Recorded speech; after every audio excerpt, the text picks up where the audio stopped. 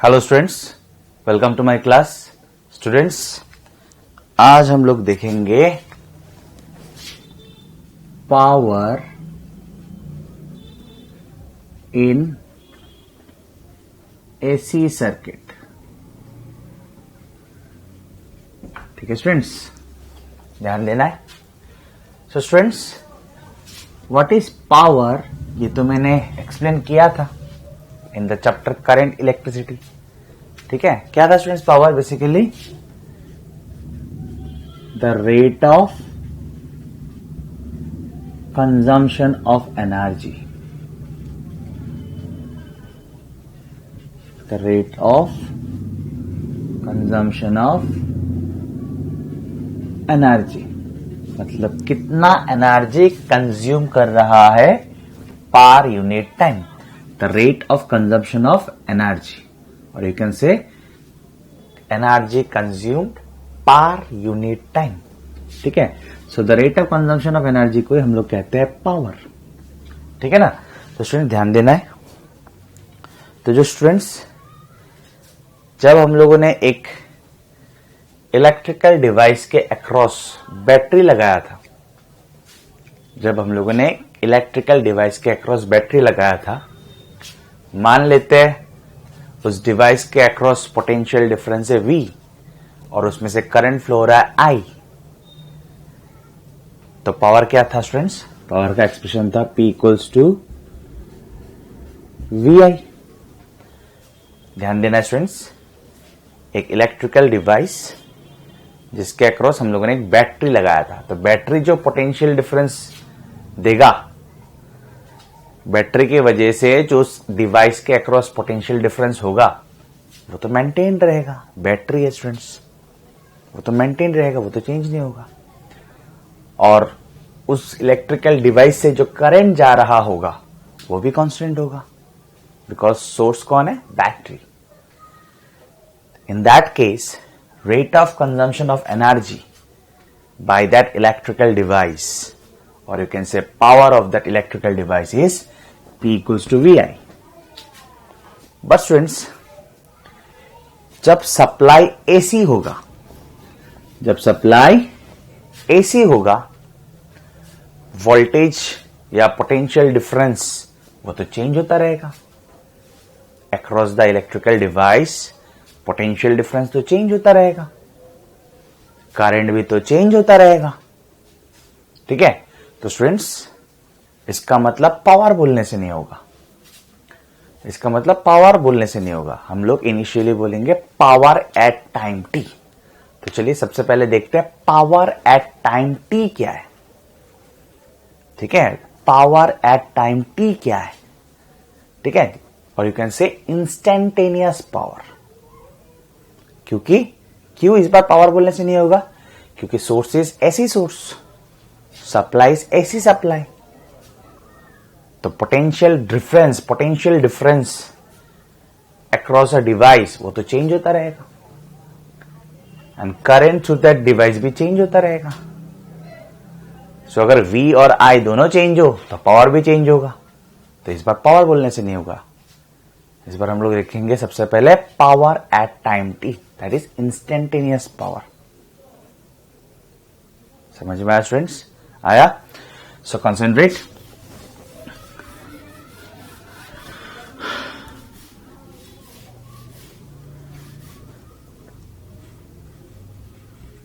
consider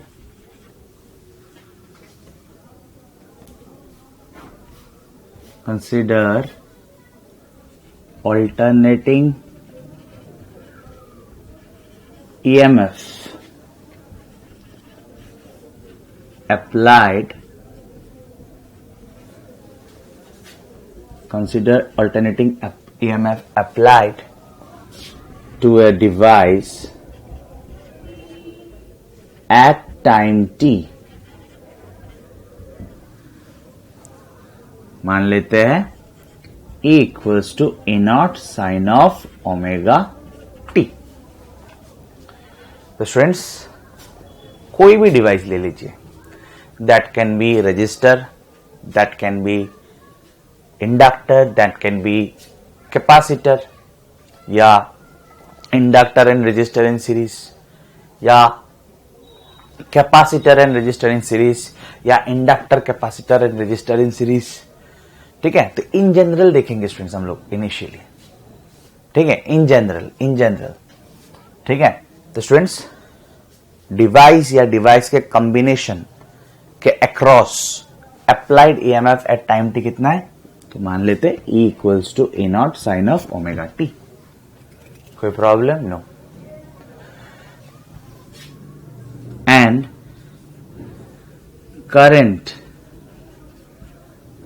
current in the circuit at time t,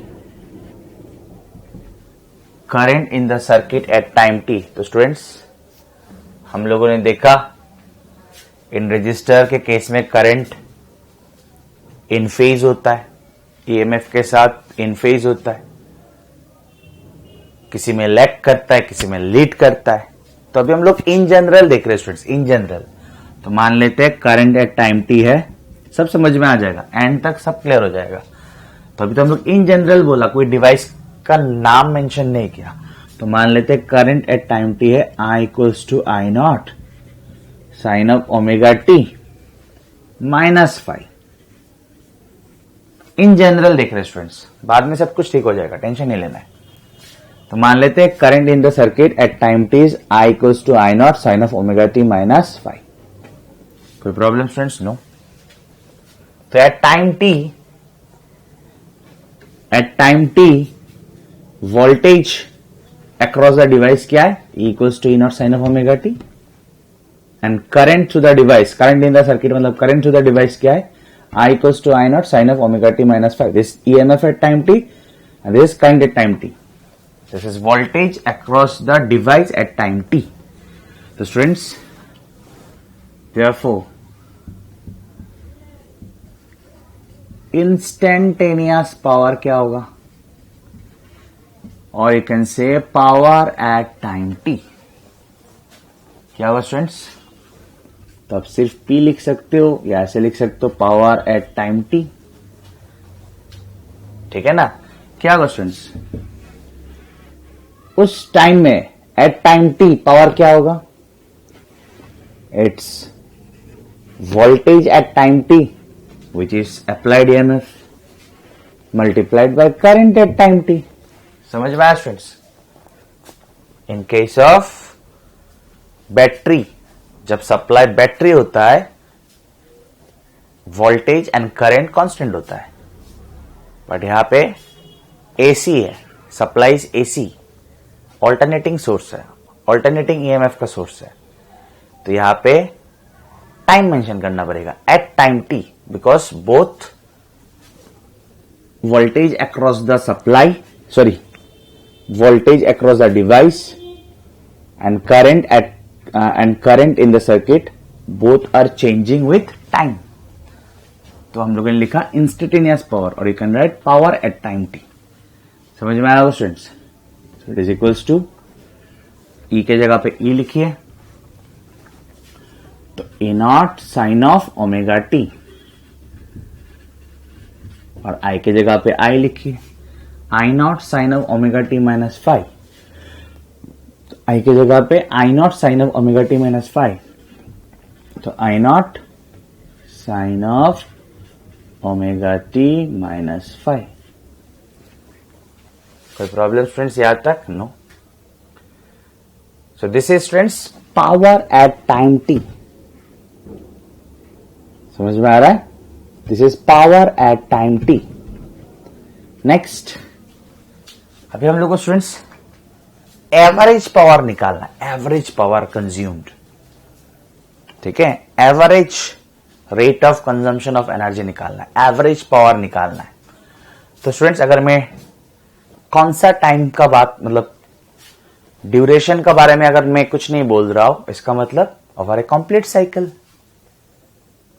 पहले भी बोला था, एवरेज निकालते वक्त अगर टाइम मेंशन कर रहा हो तो ठीक है, अगर टाइम मेंशन नहीं कर रहा हो तो over a complete cycle.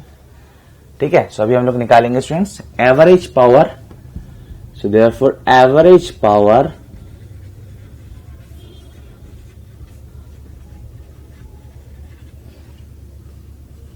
over a complete cycle, over a complete cycle. ठीक है, उसको लिख लेते हैं P एवरेज, या उसको आप ऐसे भी लिख सकते हो, एवरेज। समझ में आ रहा है स्टूडेंट्स? ऐसे लिख सकते हैं ना, पता होगा आप लोगों को, मैंने सब कुछ पढ़ा है ना। तो क्या होगा स्टूडेंट्स? यस, फॉर्मूला क्या था एवरेज निकालने का? Power at time t dt, याद है ना, divided by total time taken. तो आप ऐसे लिख सकते हो, कोई प्रॉब्लम? फॉर्मूला याद है ना students? If y is a physical quantity which is function of time, if y is a physical quantity, if y is any physical quantity which is function of time, then average value of y क्या था students? Integration of y dt by time taken. याद है ना? तो अभी हम लोग को बेसिकली ये सॉल्व करना है। तो एवरेज पावर निकल के आ जाएगा ओवर ए कंप्लीट साइकिल। ठीक है ना स्टूडेंट्स? कोई प्रॉब्लम? नो, देखते रहिए। So implies, so complete cycle बोला, कंप्लीट साइकिल बोला तो लिमिट क्या होगा टाइम का? 0 to time period, 0 to time period. तो ये तो बेसिकली टाइम टेकन है, हाँ या ना? तो ये आएगा टी, कैपिटल टी। कोई प्रॉब्लम? नो। तो ये वाला आया टी, तो मैंने लिखा 1/t। कोई प्रॉब्लम? नो, बिल्कुल नहीं। ध्यान देते रहना स्टूडेंट्स। 0 टू टाइम पीरियड, ये वाला बिठाते हैं। पावर एट टाइम टी क्या है? दिस। तो ई नॉट आई नॉट तो कांस्टेंट है, उसको बाहर रखते हैं। Sine of omega t, sine of omega t minus five, और dt के जगह पे dt। ठीक है ना स्टूडेंट्स? कोई प्रॉब्लम? नो, कोई प्रॉब्लम? नो। नेक्स्ट, ऊपर नीचे 2 से मल्टीप्लाई कर देते हैं। So implies average power equals to, ऊपर नीचे 2 से मल्टीप्लाई कर देंगे तो ये हो गया 2, और यहां पे भी आ जाएगा 2i sine of omega t, sine of omega t minus 5 dt। कोई प्रॉब्लम स्टूडेंट्स? नो। ठीक है ना students? 2i sine A sine B का फॉर्मूला क्या होता है? 2i sine A sine B. तो यहां पे मैं लिखता हूं, ये सब चीज रब कर लेता हूं, हाँ, लेकिन हम लोग को ये वाला याद रखना पड़ेगा। करंट एट टाइम टी हम लोगों ने क्या लिया था? i equals to I not sine of omega t minus 5। ध्यान देना स्टूडेंट्स, बहुत इजी है। आप लोग जब लिखोगे बहुत जल्दी जल्दी हो जाएगा। अभी मैं एक्सप्लेन कर रहा हूं इसलिए थोड़ा टाइम लग रहा है।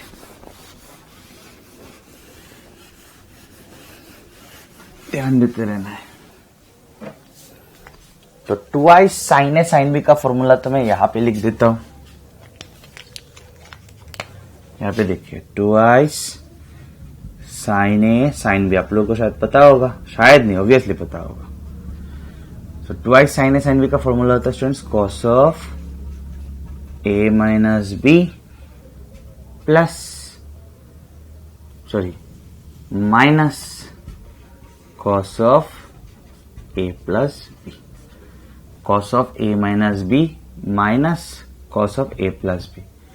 तो यहां पे ए को मान लेंगे ओमेगा टी और बी है ओमेगा टी माइनस 5। ठीक है स्टूडेंट्स? कोई प्रॉब्लम? नो।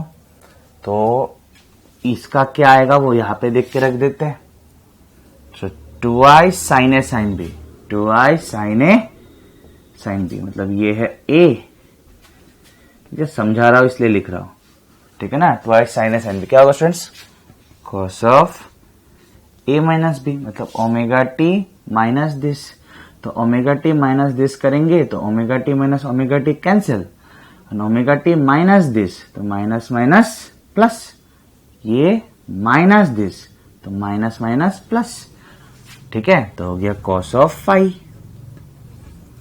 ठीक है ना स्टूडेंट्स, बेसिक। ये माइनस ये कर रहे हैं, समझ में आया? ऑब्वियसली आया sir. Minus cos of A plus B, this plus this, तो omega t plus omega t हो गया 2i omega t, this plus this minus 5। ठीक है ना स्टूडेंट्स, कोई प्रॉब्लम? कोई प्रॉब्लम? नो, कोई प्रॉब्लम? नो। तो 2i sine A sine B के जगह पे हम लोगों ने फॉर्मूला लगाया cos of a minus B minus cos of a plus B, तो हम लोग को ये मिलेगा। ठीक है ना, तो अब डायरेक्ट बिठा देता हूं। So implies average power equals to E not I not by 2iT। ठीक है, इंटीग्रेशन 0 टू टाइम पीरियड, यहाँ पे क्या है students, 2i sine A sine B के जगह पे हम लोगों ने ये फॉर्मूला लगाया, तो ये आया cos phi minus cos of 2i omega t minus 5, cos of 2i omega t minus 5। ठीक है स्टूडेंट्स, और क्या था, dt। Next implies average power equals to E naught I naught by 2iT cos phi multiplied by dt। तो cos phi तो constant है students, phi तो phase difference था ना, I equals to I naught sin of omega t minus phi लिखा था। सो phi is a constant, variable is time. ठीक है स्टूडेंट्स, तो cos phi ध्यान देना है, cos phi बाहर, इंटीग्रेशन ऑफ, मतलब cos phi multiplied by dt ना, cos phi multiplied by dt, तो dt from 0 to time period minus integration of cos of 2i ओमेगा t minus 5 dt from 0 to time period. ठीक है students, कोई problem? No. implies average power equals to E naught I naught by 2iT cos phi। इसको आप integrate करोगे तो it is basically integration of time from 0 to time period, तो ये क्या मिलेगा, टाइम मिलेगा, है कि नहीं, टाइम मिलेगा। सो 0 से t क्या होगा, तो स्टूडेंट्स आप लोग को ये सब इंटीग्रेशन आराम से आता होगा। यहां से क्या आएगा, this is basically time taken है ना, तो यहां से आएगा t। कोई प्रॉब्लम नहीं होना चाहिए बिल्कुल। माइनस स्ट्रेस, इस इंटीग्रेशन का वैल्यू आएगा 0। आप बोलोगे कैसे पता सर, आपको एग्जाम में दिखाना पड़ेगा कि नहीं? तो स्टूडेंट्स बोर्ड एग्जाम में ये दिखाना नहीं पड़ेगा। ठीक है, आप डायरेक्ट लिख सकते हो इसका वैल्यू क्या होगा, 0, लेकिन मैं आप लोगों को दिखा के दूंगा कि इस इंटीग्रेशन का वैल्यू कैसे 0 आता है, लेकिन एग्जाम में आपको दिखाने का जरूरत नहीं है। ठीक है स्टूडेंट्स, ठीक है। सो इम्प्लाइज एवरेज पावर, तो ये मैं दिखा के दूंगा अलग से कि ये कैसे 0 आया। ठीक है students, so E not I not, T तो कैंसिल होगा, ये तो माइनस 0, इसको छोड़ दीजिए, टी कैंसिल होगा, तो क्या आया, E not I not by 2, E not I not by 2, तो 2 को लिख सकते हैं हम लोग √2 मल्टीप्लाइड बाय √2, हाँ या ना, 2 को लिख सकते हैं √2 मल्टीप्लाइड बाय √2, और cos phi की जगह पे cos phi। ठीक है स्टूडेंट्स, तो ध्यान दीजिए, that means average power consumed in A complete cycle क्या होगा स्टूडेंट्स, E नॉट बाय √2 क्या होता है, yes ERMS, and I not by √2 क्या होता है, IRMS, cos ऑफ phi। ठीक है, सो this is the expression for average power consumed in an ऐसी सर्किट। ठीक है स्टूडेंट्स, और ये जो cos फाई है, cos फाई, इसको हम लोग कहते हैं पावर फैक्टर। याद रखेंगे स्टूडेंट्स इसको, cos फाई, इसको हम लोग क्या कहते हैं, पावर फैक्टर कहते हैं, पावर फैक्टर। कोई प्रॉब्लम? कोई प्रॉब्लम? बिल्कुल नहीं। ठीक है ना स्टूडेंट्स? ठीक है।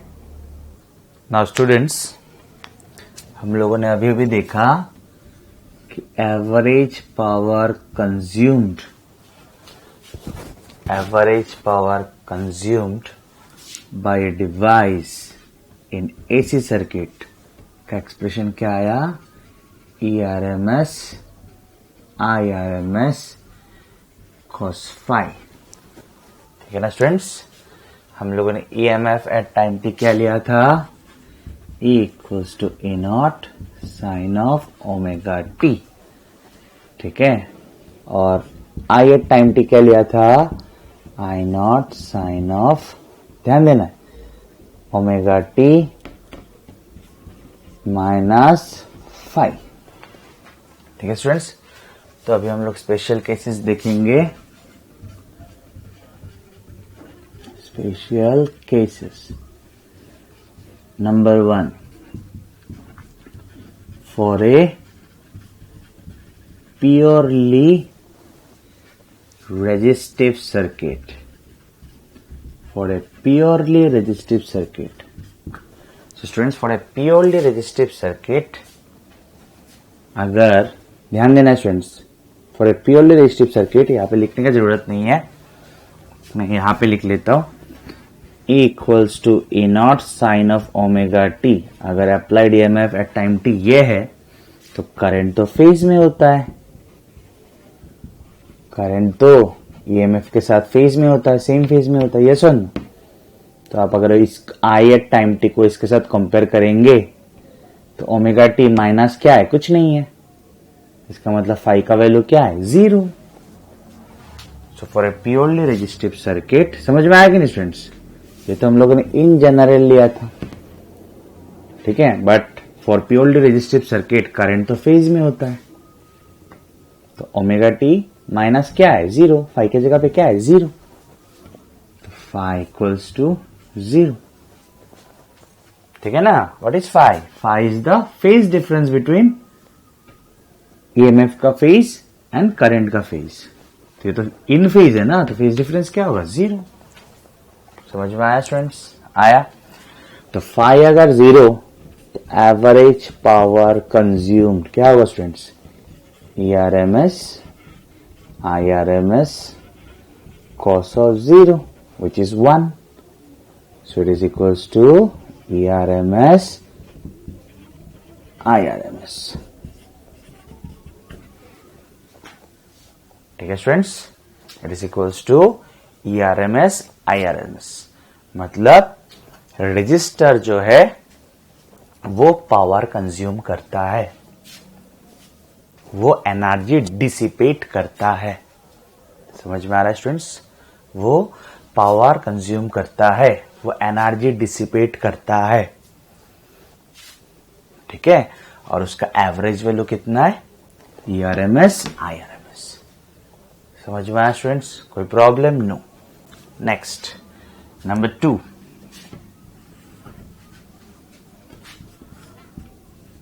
For a purely inductive circuit. Basically हम लोग ये निकालेंगे कि इंडक्टर कितना पावर कंज्यूम करता है, मतलब on average over a complete cycle. ठीक है ना? सो देखते हैं, प्योरली इंडक्टिव सर्किट मतलब उसमें क्या रहता है, सिर्फ इंडक्टर ही रहता है, तो वही हम लोग निकालेंगे कि over a complete cycle inductor का पावर कंजम्पशन क्या है। ठीक है स्टूडेंट्स, ध्यान देते हैं। सो इंडक्टर के केस में यहां पे क्या आया था स्टूडेंट्स, EMF का जो फेज उससे करंट लैग करता है बाय पाई बाई 2, मतलब 90 डिग्री।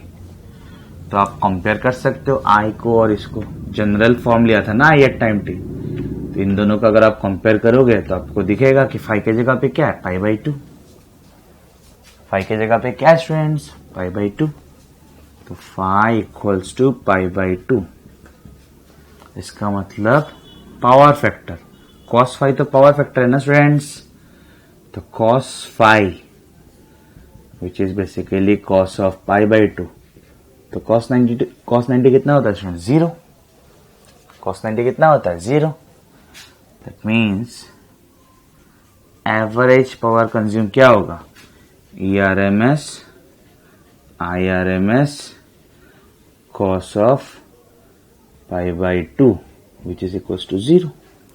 अच्छा, इसका मतलब यह है कि अगर हम लोग कंप्लीट साइकिल देखें,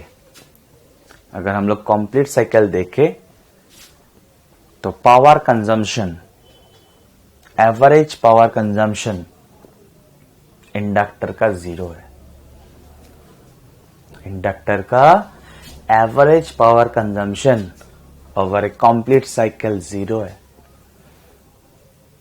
उस पे कोई एनर्जी खर्चा नहीं होता, वो कोई एनर्जी कंज्यूम नहीं करता। समझ में आया स्टूडेंट्स, आया। नेक्स्ट नंबर 3 देख लेते हैं। For a purely capacitive circuit, तो फॉर प्योरली कैपेसिटिव सर्किट में क्या रहता है स्टूडेंट्स, कैपेसिटर रहता है। तो बेसिकली हम लोग अब ये देखेंगे कि एवरेज पावर कंजम्पशन एक कैपेसिटर का कितना होता है ओवर ए कंप्लीट साइकिल। समझ में आ रहा है स्टूडेंट्स। तो उसमें आई क्या आया था, तो ईएमएफ का जो भी फेज होता है, अप्लाइड ईएमएफ का जो भी फेज होता है, करंट लीड करता है उस फेज से बाय π/2। ठीक है ना, ठीक है, कोई प्रॉब्लम नो। तो ओमेगा टी प्लस π/2 होगा। तो प्लस π/2 को आप लिख सकते हो माइनस ऑफ माइनस π/2।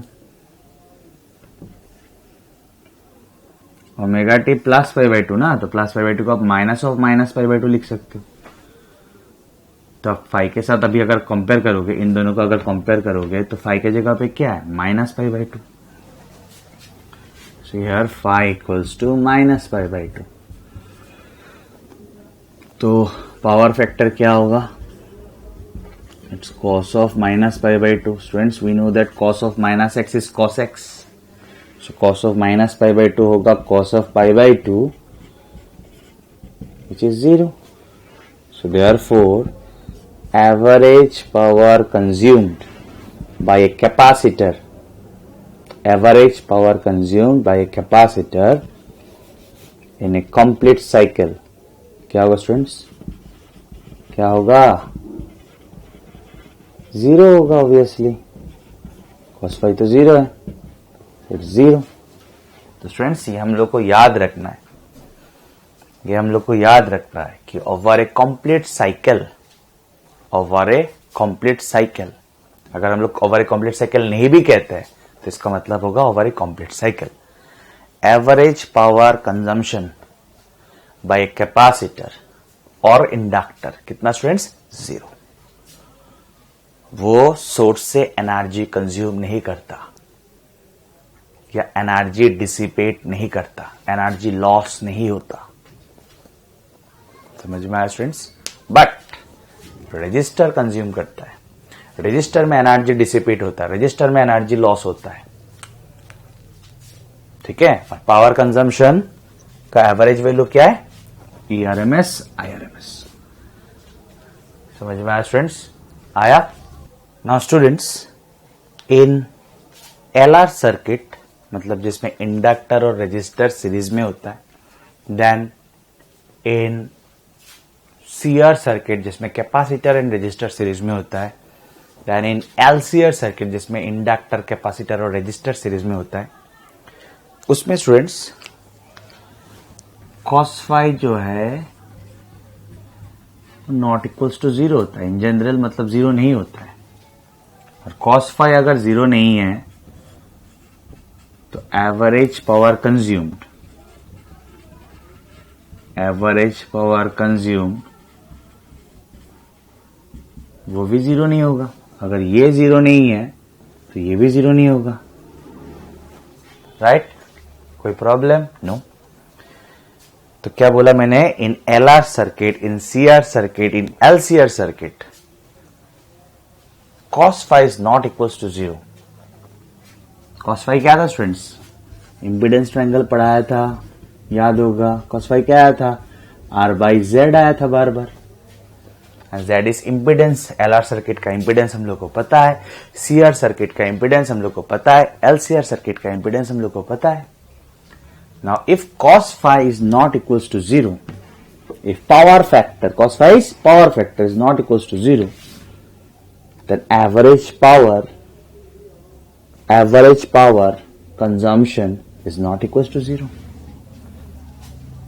तो क्या इसका मतलब यह है कि तब कैपेसिटर में और इंडक्टर में एनर्जी कंजम्पशन होता है? Answer is no.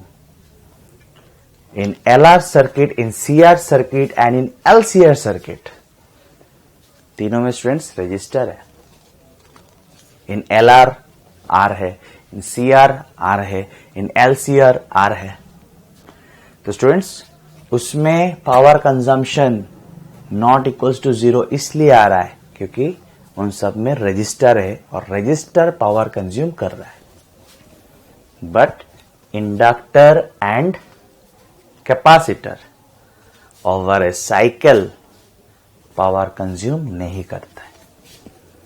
समझ में आया स्टूडेंट्स? आया? तो पावर कंजम्पशन इसलिए आया, मतलब इसलिए नॉट इक्वल्स टू 0 है इन LR, CR, LCR, because in सब में रजिस्टर है और रजिस्टर में पावर कंजम्पशन होता है, रजिस्टर में एनर्जी लॉस होता है in the form of heat. पता है ना स्टूडेंट्स हम लोग को? यस, पता है। ठीक है स्टूडेंट्स, कोई प्रॉब्लम? नो। नेक्स्ट अभी हम लोग देखेंगे और एक चीज, अभी हम लोग देखेंगे average power in LCR circuit at resonance. Average power consumption in LCR circuit, in LCR series circuit at resonance. तो स्टूडेंट्स tan phi क्या आया था, याद है क्या आप लोगों को? फॉर LCR सीरीज सर्किट तो आप लिख सकते हो ऐसे, LCR series circuit at resonance. ठीक है, जस्ट डिस्कस कर रहा students.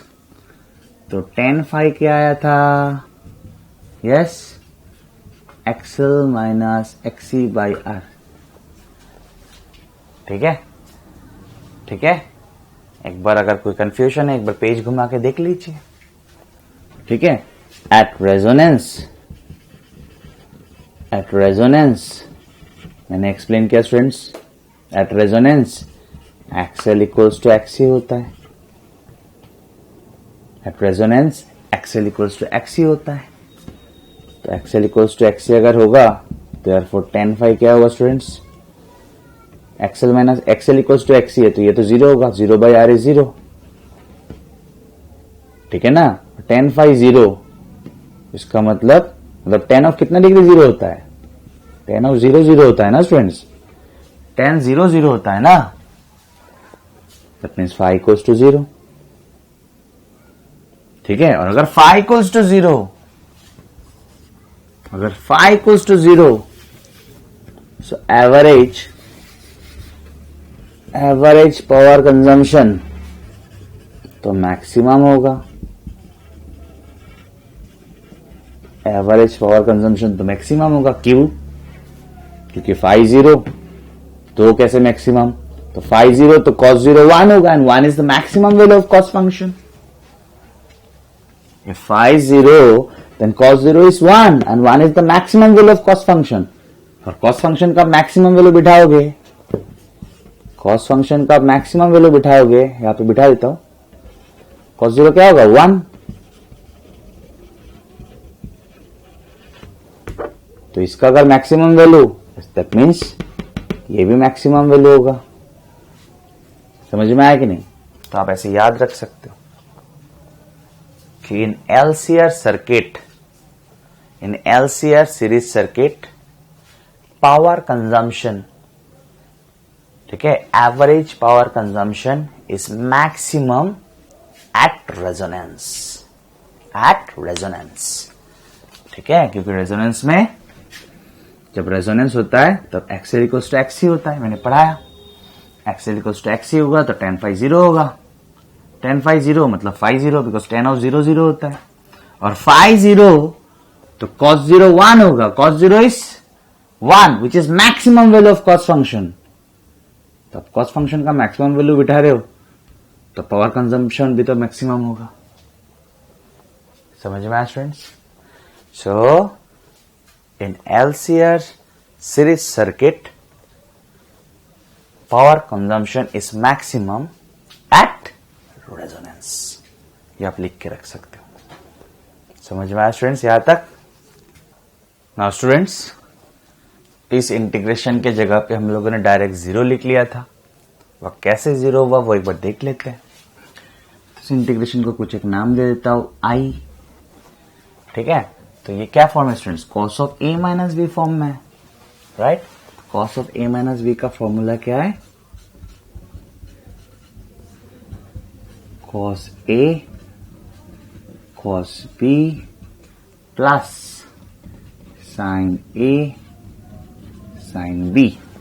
This is the formula of cos of A - B, ठीक है स्टूडेंट्स। तो ये भी तो cos of A - B form में है, तो लगाते हैं फॉर्मूला, बहुत easy.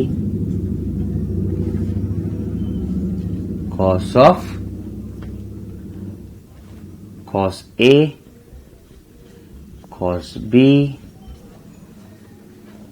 Plus sin A sin B, ठीक है ना, dt from 0 to time period, ठीक है।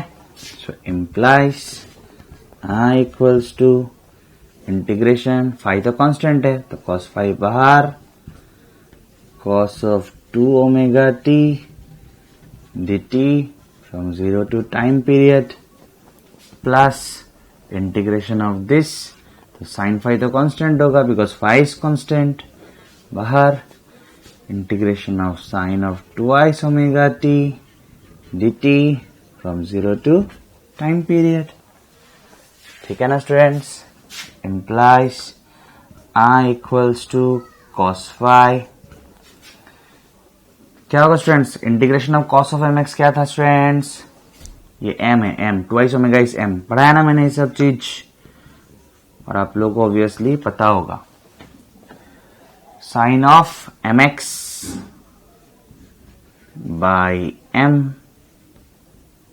limit 0 to time period, then plus sin phi integration of sine of mx, m के जगह पे कौन है? 2 ओमेगा, क्या होगा? माइनस, तो माइनस को यहां पे लेके आ जाता हूं, cos of mx by m limit 0 to time period, ठीक है ना। सो implies I equals to cos phi by 2 omega बाहर, साइन ऑफ 2 ओमेगा t, तो ओमेगा के जगह पे हम लोग 2 पाई बाय टाइम पीरियड लिख सकते हैं, राइट। तो ओमेगा के जगह पे अगर 2 पाई बाय टाइम पीरियड लिखेंगे तो 2 के जगह पे, सॉरी ऑलरेडी एक 2 है ना, सो 2 multiplied by 2 pi by time period, it's 4 pi by time period, ठीक है ना स्टूडेंट्स। अभी t के जगह पे अपर लिमिट लिखेंगे आप, तो t माइनस t के जगह पे आप लोअर लिमिट लिखेंगे तो सब कुछ 0 हो जाएगा, 0, ठीक है, ठीक है students. Minus sine phi, 2 omega को बाहर कर देता हूं, फिर से यहां पे ओमेगा के जगह पे 2 पाई बाय टाइम पीरियड बिठा देता हूं, मल्टीप्लाइड बाय 2 बन गया 4 pi by time period. T के जगह पे, वेरिएबल के जगह पे upper limit, so T minus इसके जगह पे लोअर लिमिट यानी कि 0 बिठाएंगे तो पूरा 0 हो जाएगा, तो माइनस कॉस 0। ठीक है स्टूडेंट्स, ठीक है। तो यहाँ पे देखिए साइन ऑफ 4 पाई तो 0 होगा। 4 पाई मतलब क्या, यहाँ पे देखिए ये है 0, ये हो गया 2 पाई, ये हो गया 4 पाई, तो एक ही तो जगह है, तो 0। Sine of 4 pi 0, sine 0 0, 0 minus 0 0, ये गया। अब इसको देख लेते हैं, कॉस ऑफ 4 पाई, तो ये है 0, कॉस 0 क्या होता है 1, तो 2 पाई क्या होगा 1, 4 पाई क्या होगा 1, तो cos of 4 pi 1, cos 0 1, 1 minus 1 0, ये भी 0, तो बेसिकली आया क्या इंटीग्रेशन 0। तो स्टूडेंट्स एग्जाम में इतना कुछ दिखाने का जरूरत नहीं है, आपको पता है तो बहुत अच्छा है, ठीक है। आपको जस्ट पता होना चाहिए कि इसका वैल्यू कैसे 0 है, लेकिन आप डायरेक्ट लिख सकते हो, मतलब ये जब इंटीग्रेशन आता है आप डायरेक्ट 0 लिख सकते हो। समझ में आया स्टूडेंट्स, आया, लेकिन आप लोगों को पता चले कि कैसे 0 है, इसलिए मैंने एक बार दिखा दिया। क्लियर ना स्टूडेंट सब कुछ।